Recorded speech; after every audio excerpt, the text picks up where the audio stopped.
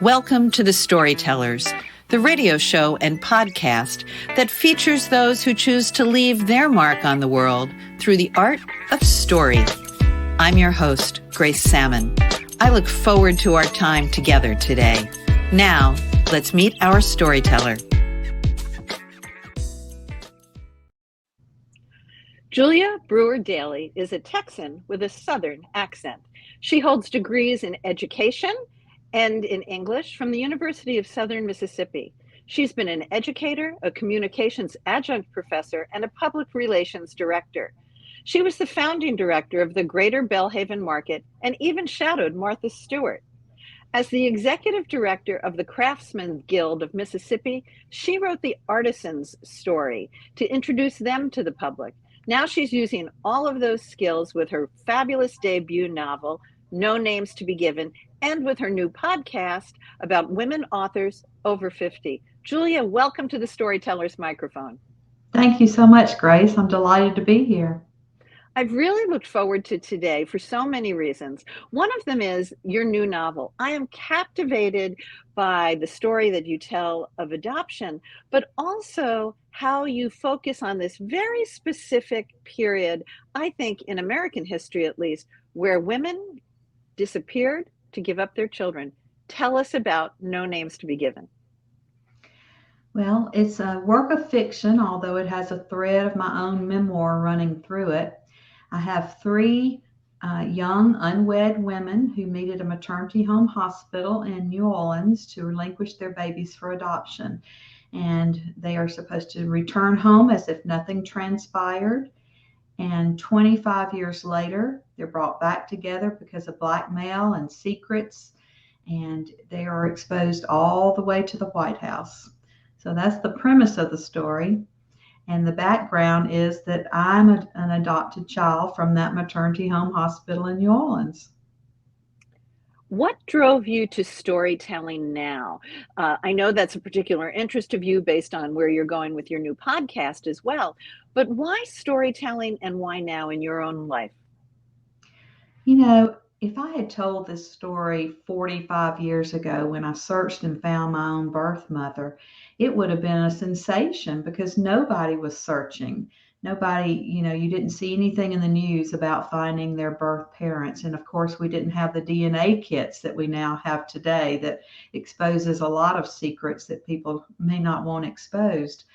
But I was a single parent for a good bit of time, and I had 2 and 3 careers going on at the same time, trying to make ends meet. And I didn't have time in my life rearing 3 children.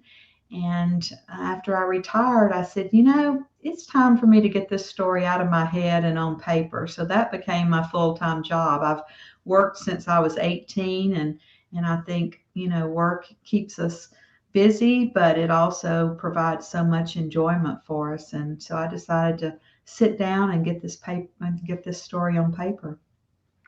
One of the things I like to do here on the Storytellers is share about how many commonalities we all have. I really want us to recognize that we are more the same than we are different. So one of the things in your bio that I loved was that you, like myself, have taught at almost every grade level from kindergarten up.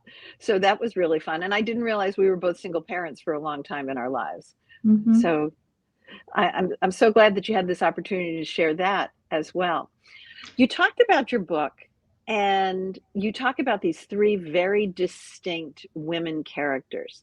I had the opportunity to interview Zibby Owens of Zibby Owens Media just last week, and she has a new book coming out, and she's, I think, the #1 New York book influencer. And I asked her what the secret to a great book is, to really capture somebody's attention. And she said, as many people do, it is not my gift, unfortunately, to have an amazing first sentence. So if it's okay with you, I'd love to just read the opening of your book. I would be honored. Magnolia Home Hospital, New Orleans, 1966. Men loved Sandy's body. She didn't have the option of leading with her wit or intellect. Her looks arrived first. It was both a blessing and a curse. You had me at hello. How did you do that? Well, when I was writing this book, as I'm sure a lot of us do, I could see those women like they were on the big screen. I wrote as if I could see them in a movie. And so when I captured her personality, I could see all of that happening.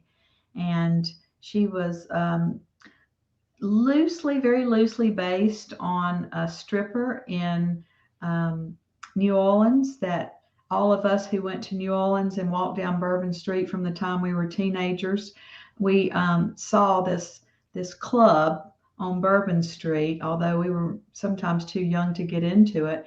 But there was a woman there who was an exotic dancer for 30 or 40 years. I mean, her posters remained, from her young days, but I could see Sandy in that club and see, that sometimes women's looks do arrive first, and we don't always have the chance to show what's underneath those looks.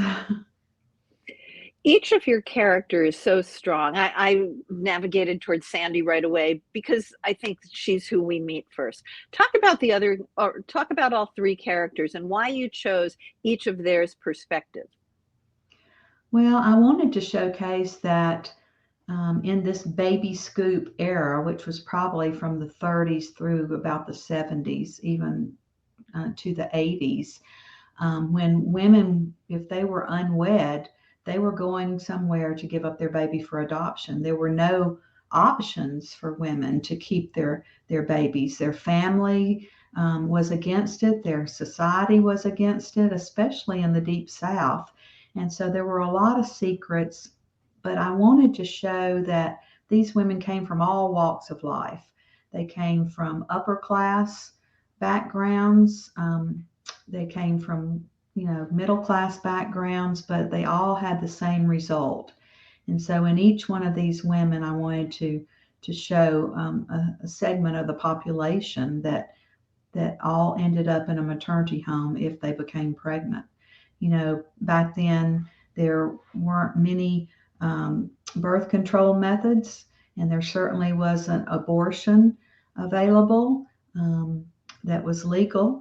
And so these women, no matter who they were or where they came from, if they came from an upper class background, as well, two of my characters are from upper class backgrounds, one being from an evangelical minister's family, internationally known, kind of thought about Billy Graham, at the time, a very internationally known minister as her father, but they all ended up in the same place.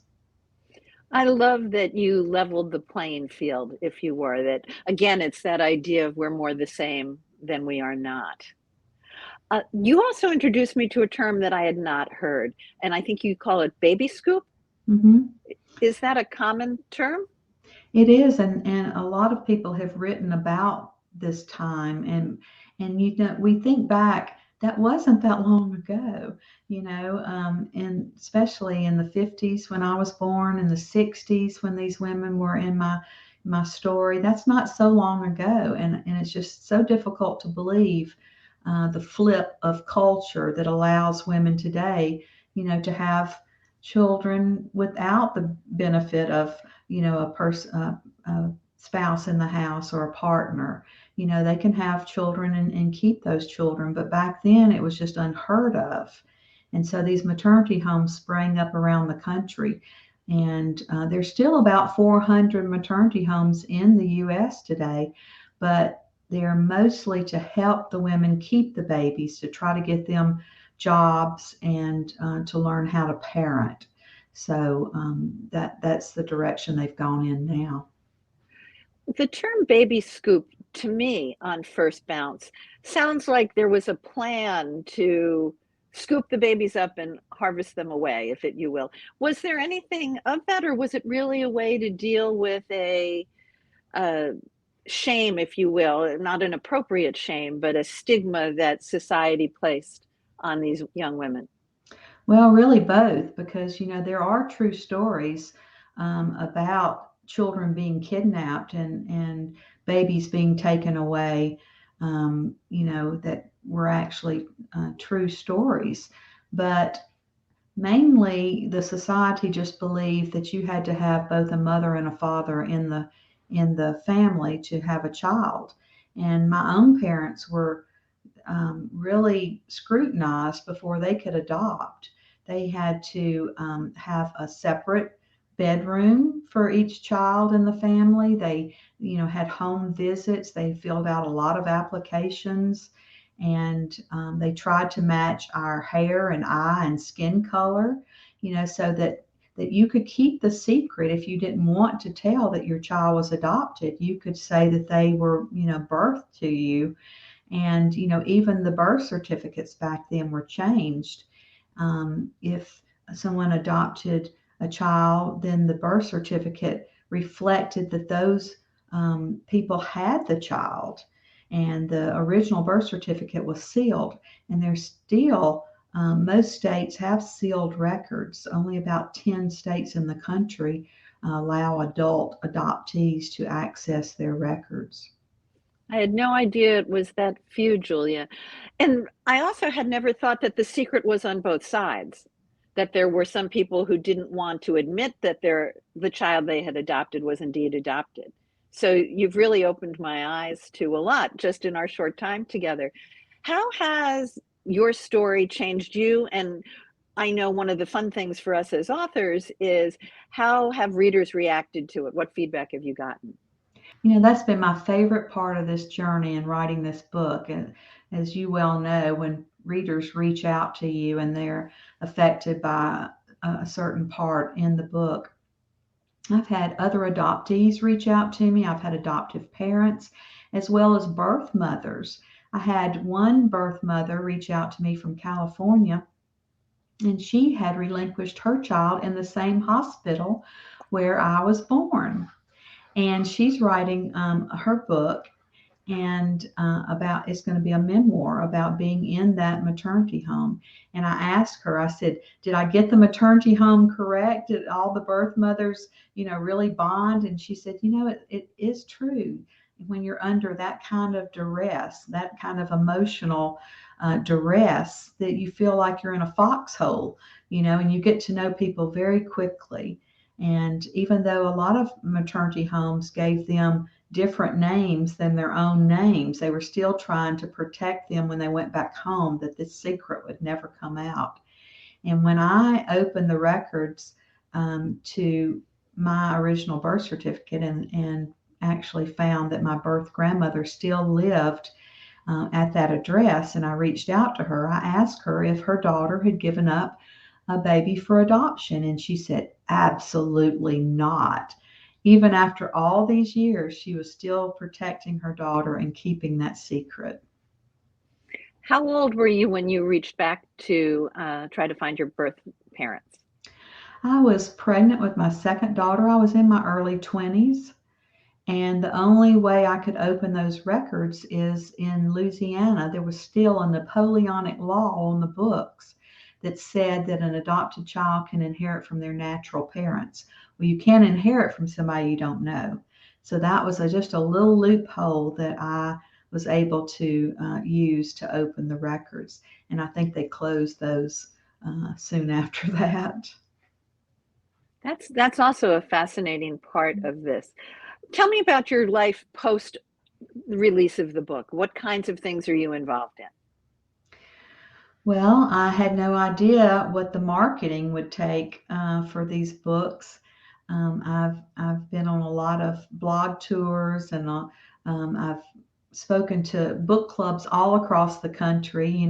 Zoom, at least during the pandemic, has opened that opportunity for us, that we wouldn't be able to travel all around the country and speak to book clubs. So I Zoom in with book clubs, and I've actually started a second book. I've become enamored with the ranches here in Texas, so the second book is going to be about a contemporary ranch here in Texas with a female heiress.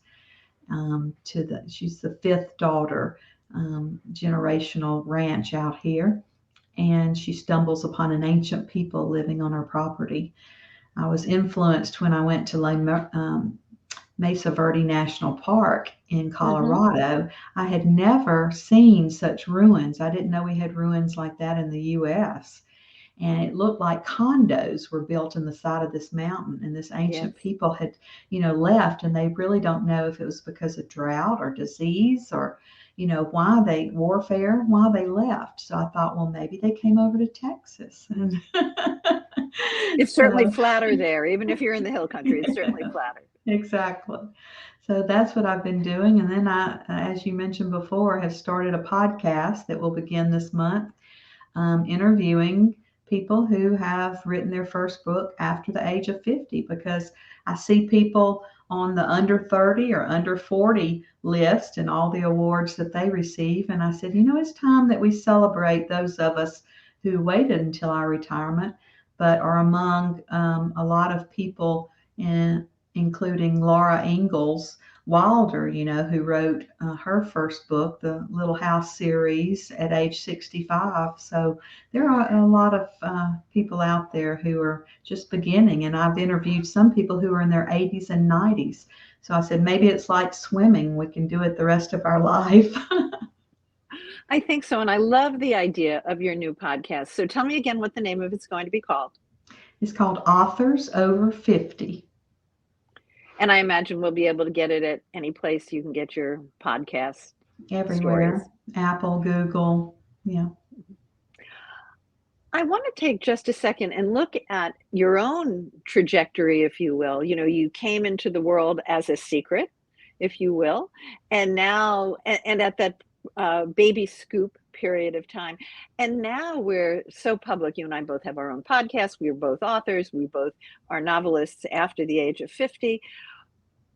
Where do you see things going for yourself and for women as a whole? I have thought about that so often and wondered, would we still have people being able to adopt in the future?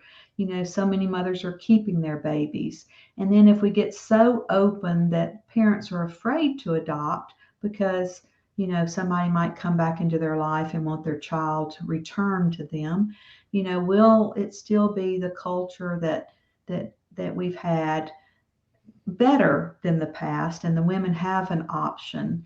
But also, there's so many women these days who have fertility issues, who can't have their birth children. And I certainly hope that my book and others like it will open a conversation about the foster care system and all the older children who are in the foster care system who so desire a home. My oldest daughter adopted four older children from ages 8 to 16, and they have just blended beautifully in our family. And I just hope people will consider that. One of the lines I put in my book, the nurses are talking in the maternity home, and one of them says, you just don't know what you're going to get when you adopt. And the other one said, do you know what you're going to get when you birth your own? And that's the truth, because I had three children, and they're not like, they're even cousins, much less brothers and sisters. So I don't know that you always know what you're going to get with any child, but it's certainly worth the journey. I love that you also put the focus on foster care. Here in Florida, we have something called the Guardian Ad Litem program, and I was a volunteer with them for 6 years. And we're the ones who are not the physical guardian of the child, but in terms of their legal, medical, and educational issues. And I would tell you that some of my happiest stories over the 6 years where I served as a guardian were when the kids were adopted out, that the families were so broken, or that there were not enough supports for people who had to relinquish their children or were court ordered to relinquish their children. So although I would not have thought it prior to being a guardian, some of my happiest resolutions were adoption stories. And I had a whole family of four kids adopted out to one family. So thank you for sharing the spotlight on that as well. Go ahead. I I really hope that people will take a look at that, because it's so important. But it's a flip of a coin. It's a double-sided coin, adoption, because there's the loss from one woman, the birth mother, and then there's the joy and excitement of the other to receive the child. So, I mean, it's such a gift, but that's what I dedicated my book, is to two mothers. One gave me life and the other gave me a life. And a beautiful dedication. Julia, thank you for being a guest on the Storytellers today. Come back again. I love to follow your journey, and best of luck. Thank you so much, Grace. Take care. This has been a copyrighted episode of The Storytellers by Grace Salmon and Authors on the Air Global Radio Network. Thanks for being with us. That concludes this episode of The Storytellers. I'm so glad you could be part of the story today. I hope you share the stories, tell your own, and come back for another episode, because when our stories are told, everything changes. I'm Grace Salmon.